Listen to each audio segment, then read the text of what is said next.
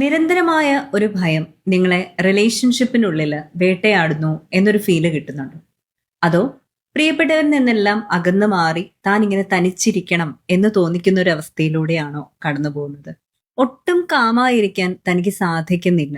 താൻ സേഫ് ആയിരിക്കുമോ എന്നുള്ള വല്ലാത്ത ചിന്തകൾ, ഭാവി എന്തായി തീരും എന്നുള്ള ആശങ്ക, ഇങ്ങനെയൊക്കെയാണ് നിങ്ങൾ നിങ്ങളുടെ റിലേഷൻഷിപ്പിനെ ഡിഫൈൻ ചെയ്യുന്നത് എന്നുണ്ടെങ്കിൽ പ്രത്യേകം ചിന്തിക്കുക, അറിഞ്ഞിരിക്കുക.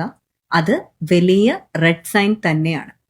അതായത് അവിടെ നമുക്ക് നമ്മളെ നഷ്ടപ്പെടുത്താനുള്ള ഒരിടയാണ് കാണുന്നത്, അല്ലെ? അത്തരം ബന്ധങ്ങളിൽ ഉറപ്പായിട്ടും റിലേഷൻഷിപ്പ് പാറ്റേണുകളെ കുറിച്ച് വ്യക്തമായിട്ടുള്ള ഒരു ധാരണയും വ്യക്തമായിട്ടുള്ള ഒരു ചിന്തയും തിരിച്ചറിവും അത് തിരുത്താനായുള്ള ഒരു പരിശ്രമവും ആവശ്യമാണ്. മാത്രമല്ല, ഒരു സപ്പോർട്ടീവ് നെറ്റ്വർക്കോട് കൂടി മാത്രമാണ്, അതായത് നിങ്ങളെ പിന്തുണയ്ക്കാൻ വേണ്ടിയിട്ട് കുറച്ച് മികച്ച കൂട്ട് നിങ്ങൾ കണ്ടെത്തുകയും അങ്ങനെയുള്ള ഒരു സപ്പോർട്ടീവ് നെറ്റ്വർക്ക് ഉണ്ടാക്കിയെടുക്കുകയും ചെയ്തതിനു ശേഷം മാത്രമാണ് ആ ബന്ധങ്ങളിൽ തുടർന്ന് പോകാനായിട്ട് നിങ്ങൾക്ക് എന്തെങ്കിലും സാധ്യതയുള്ളത്. ഈ ലക്ഷണങ്ങളാണ് നിങ്ങളുടെ റിലേഷൻഷിപ്പിലുള്ളതെങ്കിൽ ഒരു സപ്പോർട്ടീവ് നെറ്റ്വർക്കും റിലേഷൻഷിപ്പിന്റെ പാറ്റേൺ തിരുത്താനുള്ള ശ്രമങ്ങളും വളരെ അത്യാവശ്യമാണ് എന്ന് ഉറപ്പായും മനസ്സിലാക്കി വെക്കണം കേട്ടോ.